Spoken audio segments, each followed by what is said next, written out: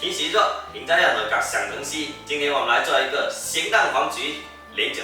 这道菜食材也很简单，新鲜的莲藕，还有2个新鲜的咸蛋。莲藕这层膜用来把它去掉，不然影响口感。莲藕先下锅煮，煮开5分钟后关火再焖5分钟。这是新鲜的咸蛋，洗干净后取出蛋黄，放到锅里面蒸10分钟，把它蒸熟。皮还会撒好2能。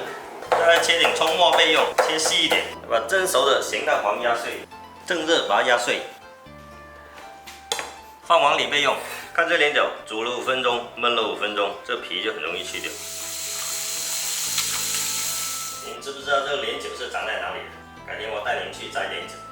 处理好的莲藕来调点味，来点鸡粉，所以来滑的，再来加个蛋黄，搅拌均匀后来打一点生粉。打上一层薄薄的生粉，起锅烧油，油温差不多有4成热就可以，转小火，把莲藕放进去，晃动一下锅，避免它粘在一起。文火慢炸，火不要开太快了。炸定型后，再来轻轻的推动它。莲藕之前有稍微煮过，是半熟的状态，所以这个炸不用炸得太久，炸到它表面稍微有点硬，把它捞起来，把油温升高，开大火，再下锅复炸一下。复炸一下，表皮更加的酥脆，而且不会太含油。30秒就可以把它捞起来。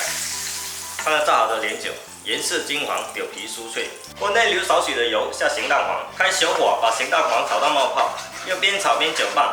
炒到冒泡泡后，来加一点胡椒粉、葱花，把莲藕倒进去，翻炒均匀就可以出锅了。咸蛋黄焗莲藕，莲藕这样做，外酥里糯，口感香，下酒又下饭。油酥油混油胖，回血爽水。端午节快到了，下一期用莲藕来教大家做一个莲藕莲汤。